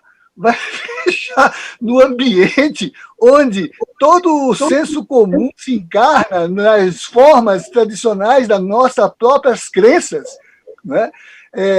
Ortega y Gasset dizia que ideias nós temos, que a gente reflete sobre as coisas. Nas crenças nós estamos, porque elas são evidências sobre as quais nós não refletimos. Que é um pouco o que a gente encontrou aqui, muita falta de reflexão, e acho que aqui agora a gente encontrou um espaço para fazer esse debate legítimo, livre. Vi que tem muita gente boa no chat, vi o Erasto aí presente, que foi diretor da Faculdade de Educação, a Madalena, que quando eu fui reitor, a convoquei para integrar o Conselho de Comunidade da Universidade, e lá foi eleita para exercitar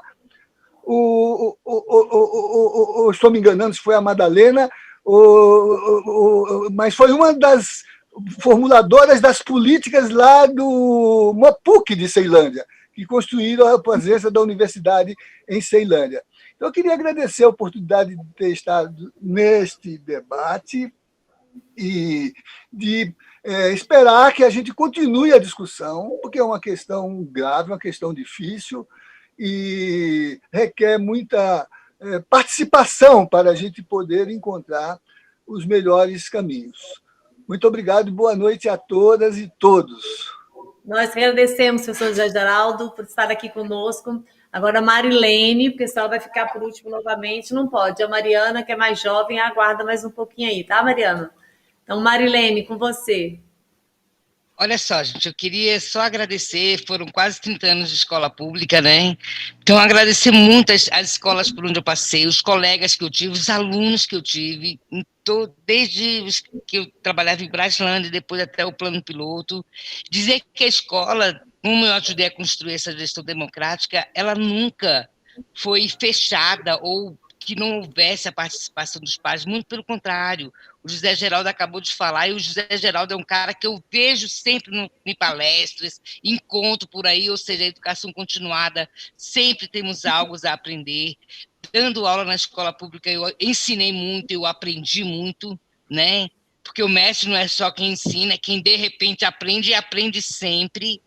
E trabalhei no setor leste, onde trabalhamos com vários projetos, inclusive projetos Revivendo Êxodos, que eu vi, Revivendo Êxodos, que eu vi, que é inspirado na obra de Sebastião Salgado, vi a modificação de pessoas, crescimento de alunos que depois se tornaram monitores, que foram transformados, que viam o mundo de um jeito perdido e começou a melhorar na escola, e começou... Gente, é muito emocionante falar de tudo isso, né? Trabalhei com amigos, né? Muito bacana. E para terminar esse meu agradecimento, eu vou lembrar aqui o parágrafo final do Estatuto do Homem de Tiago de Mello, quando ele fala o seguinte, olha, especialmente para os fundamentalistas, os que não sabem, não conhecem, que é o que a Vânia falou, não sabem do que está falando, mas acham que sabe.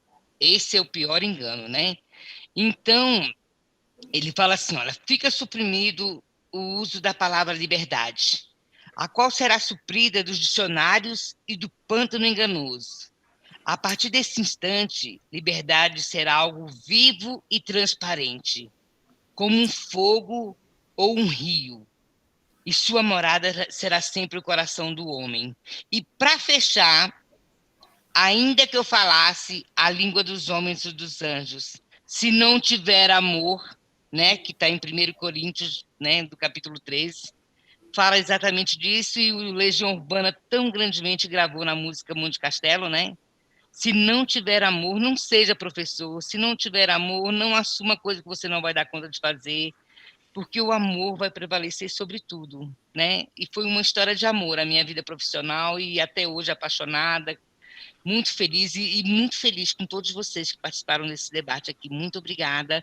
Aprendi muito com todos vocês. Obrigada. Obrigada, Marilene. E por fim, então, a nossa Mariana. Só falta você, Mariana. E já antes de você, Mariana, só agradecendo aí também as nossas companheiras, intérpretes que estão aí também conosco até agora. Muito obrigada. Agora eu estou vendo só a Vivi aí, mas nós tivemos aí também a colaboração de uma outra profissional, colega nossa de categoria. Mariana, com você. Muito obrigada pelo convite novamente. Boa noite a todos. Eu estava lendo o chat agora há pouco e eu vi muitas pessoas falando sobre problemas de agressão, essas coisas. Eu queria só complementar mostrando que a agressão, problemas psicológicos com as crianças começam principalmente dentro de casa, da matriz familiar, dos pais da criança. Depois eles partem para o aberto, que intensifica na escola, são problematizados dentro da escola. Então, acho que argumentar jogando a culpa inteira em cima da escola não vai funcionar, porque muitos dos casos de crianças que sofrem de problemas psicológicos são crianças que começaram a sofrer isso dentro de casa. Eu queria agradecer muito a todo mundo que me elogiou e me apoiou, porque eu fiquei muito feliz, eu estava realmente muito nervosa. E eu queria mandar um beijo para minha irmã, ela pediu. E agradecer também pelo debate, foi muito bom. Ler o chat foi muito bom também, muitas pessoas dando os seus pontos de vista. Eu acho que isso é muito importante, porque como é um debate, eu acho que ter todos os pontos de vista presentes ali é algo essencial, todo tipo de pessoa, e ver também os pais que praticam do homeschooling foi muito bom também. Sim, o homeschooling já é uma realidade, igual muitos falam, mas é algo que ainda assim acho que tinha que ter muita revisão em cima disso e muitas coisas que precisam ser analisadas ainda, porque trazer o homeschooling como integral na sociedade é algo que não pode não ser bom. E eu gostaria pessoalmente muito de ter tido o ponto de vista mais presente de algum pai, de uma criança que pratica do homeschooling, mas ainda assim eu agradeço muito pelo ponto de vista de todos. É claro, não dá para concordar com todo mundo, é tecnicamente impossível, mas eu adorei aprender com as falas, aprender com a inteligência de vocês, o intelectualismo que vocês trouxeram. E eu queria muito agradecer pelos elogios de novo, porque eu fiquei muito feliz. É isso, boa noite. Mariana, nós agradecemos, e aí que tinha uns recadinhos assim, elogia a Mariana, porque ela foi ótima, o Eduardo e tal, porque é isso, né, o professor Zé Geraldo falou, é assim, vocês representam isso tudo que nós estamos aqui debatendo, né, é exatamente, a lógica é esta, é para as crianças e os nossos jovens mesmo que nós estamos aqui fazendo essa discussão. Então, obrigada, Mariana, por ter atendido a gente, parabéns aí pela discussão. E quero aqui agradecer a todos e todas que nos acompanharam até aqui. Agradecer também àqueles que estão aí participando, deixando seus comentários, inclusive aqueles que não concordam, porque é exatamente isso que nós precisamos, é fazer o debate. Democracia é exatamente isso. E é essa lógica, e é esse modelo de escola que nós defendemos, que é onde todos e todas possam se colocar e serem respeitados. Cada um com a sua posição, e que o bom debate prevaleça, e que a gente possa, assim, a Mariana falou, leu aí, que alguém disse que já é uma realidade. Realidades estão aí para serem mudadas, e se for a mudança para o melhor, que essa mudança aconteça. Mas precisamos que essa mudança aconteça de forma também bem tranquila, com bastante diálogo, e que é o que não a Câmara Distrital não pode se achar no direito de definir por isso, de aprovar um projeto, transformá-lo em lei, sem o devido debate. É um direito da sociedade do Distrito Federal participar dessa decisão. Então, o que a gente faz o apelo aqui é que o devido debate aconteça. E, mais uma vez, não há disputa entre escola e família. A escola é também o lugar da família. Ela tem o espaço para todos. Especialmente nós da escola pública temos a gestão democrática. É responsabilidade, não é só direito, é dever da família participar do dia a dia da escola, de todas as decisões. Então, a escola é definitivamente de todos e todas. E é nesse sentido que nós fazemos aqui essa defesa e o apelo para que esse debate realmente aconteça devidamente. Então, nosso muitíssimo obrigada a todos que nos acompanharam e todas, e que a gente possa, sim, continuar firmes aí em defesa de uma escola pública, laica, de qualidade, libertadora. E essa liberdade que Paulo Freire tanto pregou. E como a Vânia disse, quem não teve oportunidade ainda, leia Paulo Freire. Certamente vai te fazer muito bem ter um olhar diferente, não só para a educação, mas para o mundo, para as pessoas. Você vai enxergar uma outra pessoa e enxergar também uma outra pessoa em você mesmo. Então, um abraço para todos e muita saúde para todos nós. Nós estamos enfrentando uma pandemia. Agora mesmo eu vi aqui nos comentários que me parece que só hoje nós tivemos o registro, né? O que nós podemos registrar de 3 da nossa categoria que foram vencidos aí pela Covid. Então, isso é lamentável. Como eu disse no início, nós estamos vivendo ainda aqui uma situação gravíssima. Vamos nos cuidar, vamos fazer o impossível para permanecermos em casa. Então, um beijo e muita saúde. Muito obrigada aqui a todos, em nome da direção colegiada do Simpro. E obrigada, TV Comunitária!